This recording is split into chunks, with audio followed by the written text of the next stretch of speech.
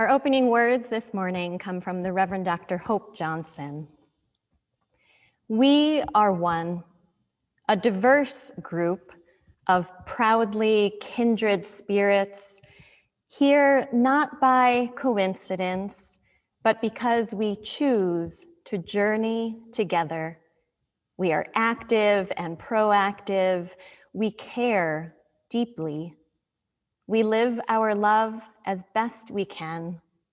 We are one, working, eating, laughing, playing, singing, storytelling, sharing, and rejoicing, getting to know each other, taking risks, opening up, questioning, seeking, searching, trying to understand, struggling, making mistakes, paying attention, living our answers, learning to love our neighbors, learning to love ourselves, apologizing and forgiving with humility, being forgiven through grace, creating the beloved community together. We are one. And let us worship together this morning.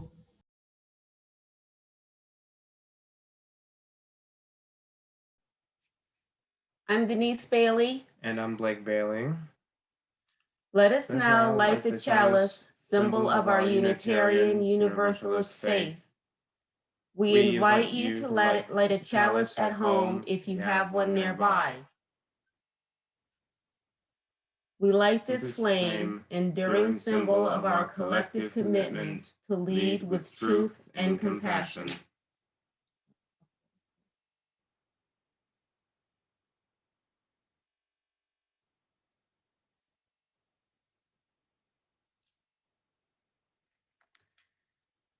Please join us now in saying our congregational covenant. We covenant to speak honestly and listen deeply to each other and the voice within. Treat each other with compassion and honor our differences. Take responsibility for the impact of our words, actions, and inactions have on each other. Support each other in times of need and of grief, and celebrate the beauty and joy in our lives. Honor the gifts of the past and be gentle with each other as we grow. Encourage each other, keep going, in the brave work of creating a more beloved community in a healthy, sustainable world. And forgive each other and start again.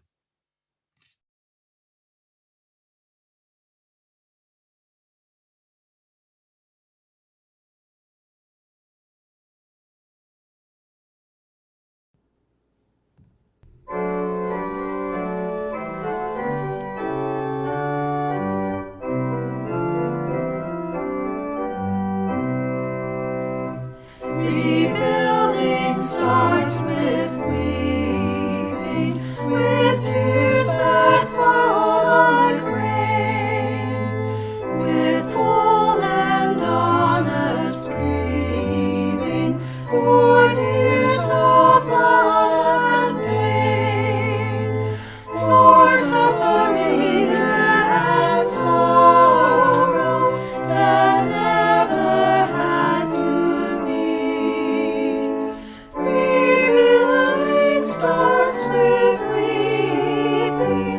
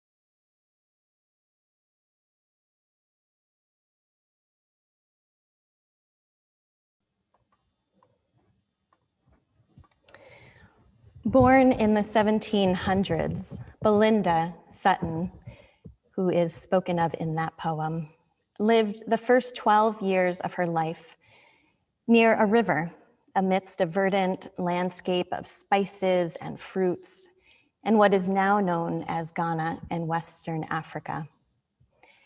Even as a young child, she knew that the tranquility could be broken at any moment by the men with bows and arrows who would come to the village and kidnap neighbors and friends. Around the age of 12, Belinda herself was stolen away from her home and joined hundreds of others aboard a ship that would cross the Atlantic, traversing what is now referred to as the Middle Passage. For the next 50 years or so, Belinda lived in forced servitude for the royal family of Medford, Massachusetts, whose fortunes were being made in the burgeoning sugar and rum industries built upon slave labor.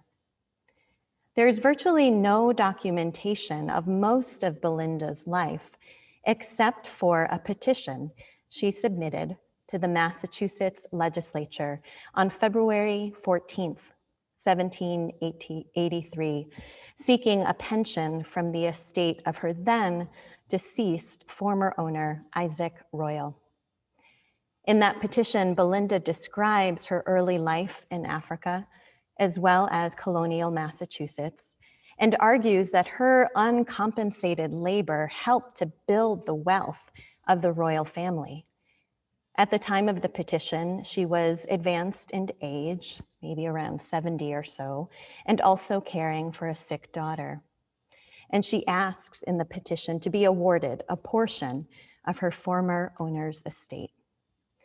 The petition was granted, and the legislators determined that Ms. Sutton ought to be provided a sum from her former master's property. Some call this the first successful case of reparations in what is now the United States of America. One could also claim that the granting of Ms. Sutton's petition was not done with the intention to repair the harm of her enslavement, but rather in keeping with the norms of the time, that estate owners ought to provide for all of those under their care, including enslaved persons and those they eventually freed, so that they didn't become a burden to the state. However you look at it, the petition submitted by Belinda Sutton made an eloquent case for her independence and agency. It spoke to the deprivation of that agency through the institution of slavery and her right to some degree of restitution for what she lost in her enslavement.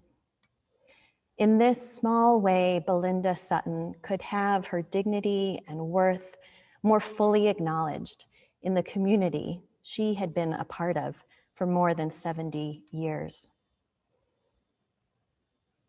Our worship theme this month at the Unitarian Church of Montpelier is Beloved Community. We ask ourselves, what does it mean to be a people of beloved community? In our congregational covenant, which we shared in speaking together earlier, thank you, Denise and Blake, we said that we covenant to encourage each other in the brave work of creating a more beloved community. And that work of creating a more beloved community is work that we take up now in our current moment. And I believe it's one of the most fundamental endeavors in our faith life as Unitarian Universalists. Beloved community is a term that we now associate most with Reverend Dr. Martin Luther King Jr., who preached that our goal is beloved community, and this will require a qualitative change in our souls and a qualitative change in our lives. His use of the term was based on theologians before him, including Josiah Royce. And in putting forward this language of beloved community, they speak of our ethical obligations to the community at large. Creating a more beloved community means rooting ourselves in that agape love that the ancient Greeks talked about, a universal love and regard for all. We also know that we are shaped by history. And so in continuing to build the beloved community today and addressing ongoing systemic racism, we know that we are shaped by the enduring legacy of racism all the way back to the institution of slavery, as well as the genocide of Native peoples that went hand in hand with the founding of the colonies and the birth of this nation. A look back at the 158 years since the Emancipation Proclamation shows that violence and terror against African Americans long endured, that active discrimination throughout all of our institutions was the norm for decades, and that today racism and bias continues to be baked into the ways that Black people are treated in our country and in our communities. There is a lot of harm to reckon with, and Belinda Sutton's story is just one of millions like it. And when I think about building a beloved community, a community in which all are valued, we also have to acknowledge and address the devaluing of people and the injury, physical or otherwise, that we have done to others. This month, we are celebrating as a denomination the 30 Days of Love annual celebration of the ways that we are attempting to enact love in the world as Unitarian Universalists. And today starts week 3, and the theme this week is restoration and repair. So what do we do to rectify this level of harm? For centuries, formerly enslaved Africans and their descendants have called for reparations for the harms caused by the institution of slavery and the continued harm of systemic racism on African Americans. At the most basic level, reparations can be defined as the act or process of making amends for wrongs done. The National Coalition of Blacks for Reparations in America describes reparations as a process of repairing, healing, and restoring a people injured because of their group identity and in violation of their fundamental human rights by governments, corporations, institutions, and families. The United Nations outlines 5 conditions that must be met for full reparations to be achieved: restitution, compensation, rehabilitation, satisfaction, and guarantees of non-repetition. In our history as a country, we have seen an example of reparations that fulfill these conditions made to those harmed by the policies of our government with the Civil Liberties Act of 1988, which addressed the internment of Japanese Americans in concentration camps during World War II. On February 19th, later this month, Japanese Americans will commemorate the Day of Remembrance, marking the day in 1942 that President Franklin Roosevelt signed the Executive Order 9066. And this executive order led to the forced removal and incarceration of roughly 120,000 Americans of Japanese descent living on the West Coast of the United States. 46 years later, the United States Congress passed the Civil Liberties Act of 1988, which offered a formal presidential apology to those Japanese Americans who were forced into concentration camps, along with $20,000 to each survivor. And eventually, 82,000 Japanese Americans received this presidential apology and a $20,000 check. Some institutions across the country, like universities and churches, have started to move towards instituting these kinds of reparations to address the involvement of those organizations in the slave trade. One example is in the aftermath of Georgetown University revealing that it had profited from the sale of 272 enslaved people in 1838. The students of the university voted in 2019 to impose a tuition fee that would be used to benefit descendants of those enslaved Africans that were part of that sale. Just recently, the Memorial Episcopal Church in Baltimore, Maryland, which was founded by slaveholders, voted to create a reparations fund of $500,000. And the fund aims to address race-based inequalities that took root during slavery and then proliferated for generations in the church and also in the community at large. $100,000 of that will be directed this year to groups in their neighborhood who work on issues like housing and education, environmental justice, or civic engagement. In our very own Unitarian Universalist community, the First Parish in Needham, Massachusetts, has recently uncovered its own connections to slave ownership and is working to begin a reparative process to address that history. Now, Japanese Americans who speak of the Act of Reparations that was part of that Civil Liberties Act of 1988 say that one of the most significant impacts was the acknowledgement that these events had in fact happened, events that were not spoken about for many years, even within the Japanese American community. Japanese Americans who fought for the passage of this legislation wanted to ensure that this kind of racially motivated brutality never happened again. And in order for that to be true, we could not forget that it happened. In every session of the United States Congress from 1989 to 2017, Representative John Conyers of Michigan had introduced H.R. 40, commissioned to study and develop reparation proposals for African Americans Act. And Representative Sheila Jackson Lee of Texas has since taken up this mantle and reintroduced the bill on January 4th of this year, just 2 days before the attack on the US Capitol. Speaking of this legislation, she says, while it might be convenient to assume that we can address the current divisive racial and political climate in our nation through race-neutral means, experience shows that we have not escaped our history. Though the civil rights movement challenged many of the most racist practices and structures that subjugated the African American community, it was not followed by a commitment to truth and reconciliation. For that reason, she says, the legacy of racial inequality has persisted and left the nation vulnerable to a range of problems that continue to yield division, racial disparities, and injustice. And reparations is not simply material, monetary payback in the form of restitution for harm done. It actually points to a deeper spiritual imperative.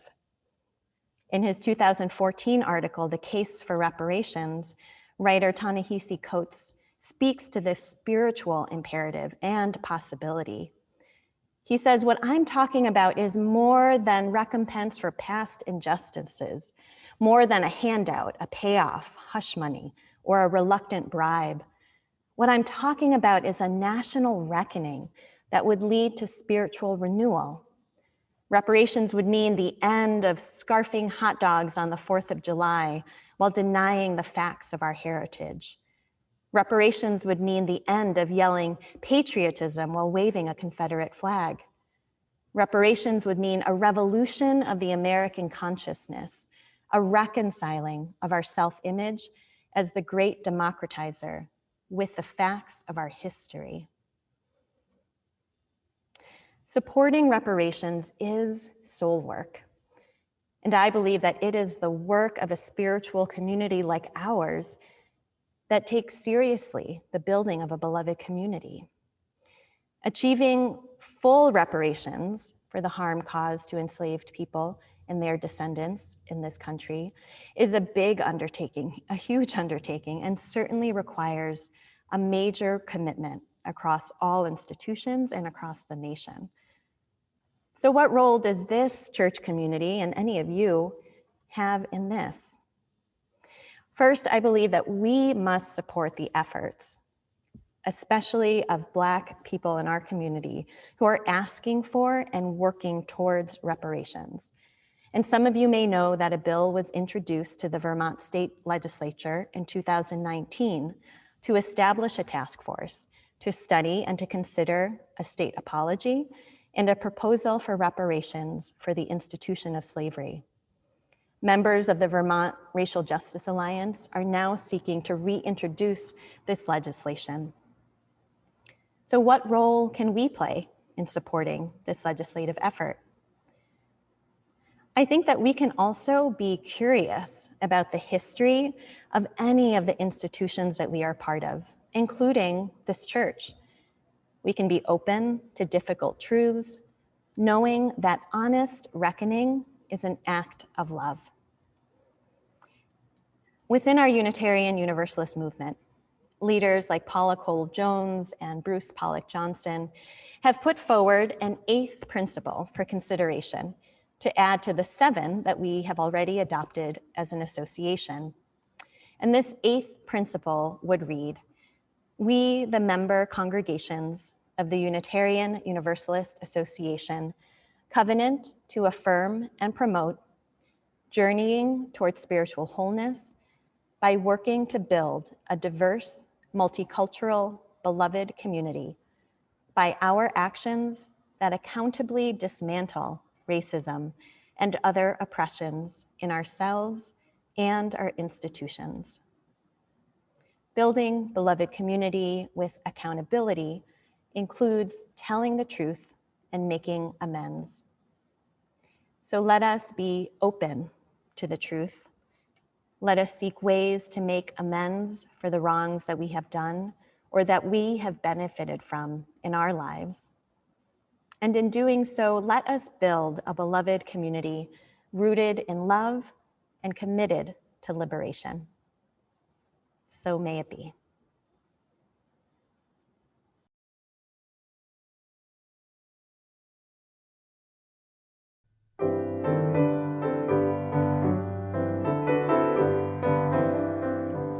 Love will guide us, peace has tried us, hope inside us, will lead the way on the road from really to giving. Love will guide us through the hard night. If you cannot sing like angels, if you cannot speak before thousands, you can give from deep within you. You can change the world with your love. Love will guide us, peace has tried us, hope inside us, will lead the way on the road from really to living. Love will guide us through the light.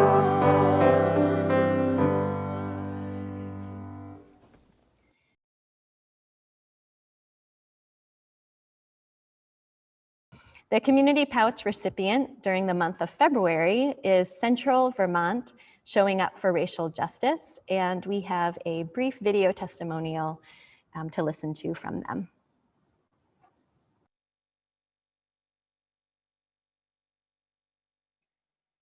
Good morning. My name is Meredith Warner, and I use she, her pronouns. And I'm Aaron Marcus, and I use they, them pronouns. We are both members of the Unitarian Church of Montpelier. And we're also both organizing members of Central Vermont Showing Up for Racial Justice, also known as Central Vermont SURJ. You may have heard of SURJ before. We are just one chapter of many. SURJ is a national network of groups and individuals working to undermine white supremacy and work for racial justice. We do this through community organizing, mobilizing, and education. And Central Vermont SURJ is an entirely volunteer-run organization. In previous years, UCM has partnered with us to host monthly practice sessions on interrupting hate and incidents of racial bias. and many of you have attended these in the church vestry. These workshops are designed to show the different ways that hate and racism show up in our communities, and to practice together how to interrupt hate and unintended bias when it is encountered. Over the last 4 years, we've also trained more than 100 folks to facilitate ongoing living room conversations through Central Vermont and beyond, which provides opportunities for mostly white neighbors to practice talking about race in a way that is accountable to communities of color. Participants listen and deepen their commitments to dismantle white supremacy in our own hearts, minds, and communities. Since the start of the pandemic, we have focused our efforts on mutual aid and reparations, on helping people get what they need right now as we work towards the root cause of the problem, racism. In practice, sometimes this means we contribute time and labor. Other times we help organize financial responses, like raising money and supporting fundraisers. We think of race as an aspect of class, and due to ongoing oppression, the average Black family holds 10 times less wealth than the average white family in this country.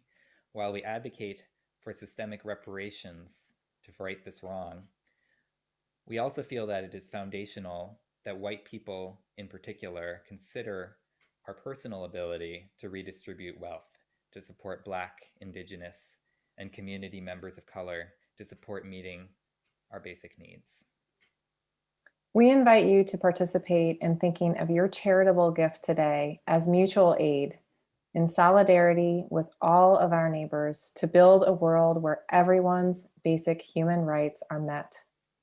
Join us in supporting a BIPOC neighbor to build a home, in starting a business, in healing others, or in relocating to another area. Your generosity to SURJ this month will pass directly to BIPOC neighbors here in Central Vermont. At SURJ, we believe that relationships move at the speed of trust, and that social change moves at the speed of relationships. That's a quote by Jennifer Bailey. And we invite you to join with us in this project of building trust, of building relationships, of building community, and of building a just and equitable world. Thank you for your generosity.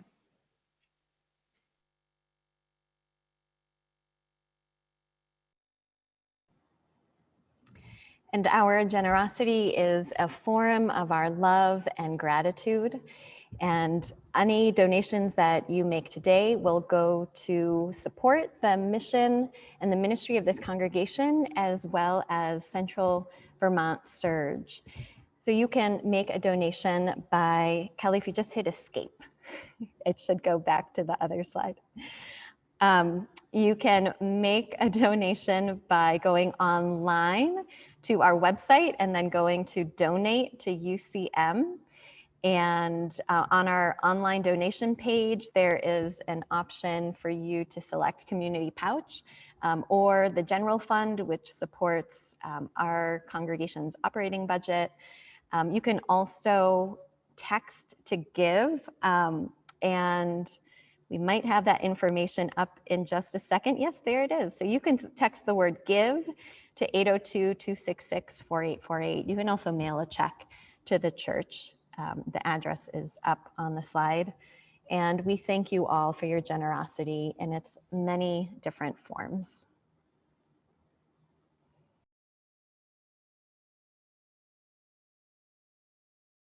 And now, as the end of our worship service draws near, we extinguish our chalice.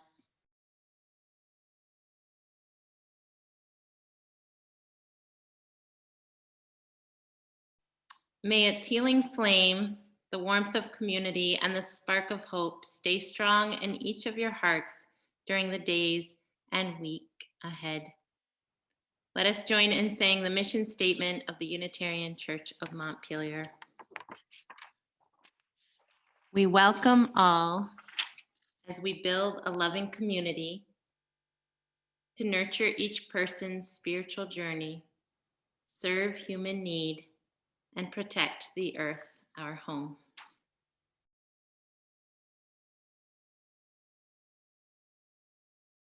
And as we draw our service to a close, I share with you these closing words from Rebecca Edmiston Lang. Mindful of our highest aspirations, bound by common faith and purpose, and yet beginning with ourselves as we are, let us take one more step together in our unending quest for dignity, justice, and love. Amen.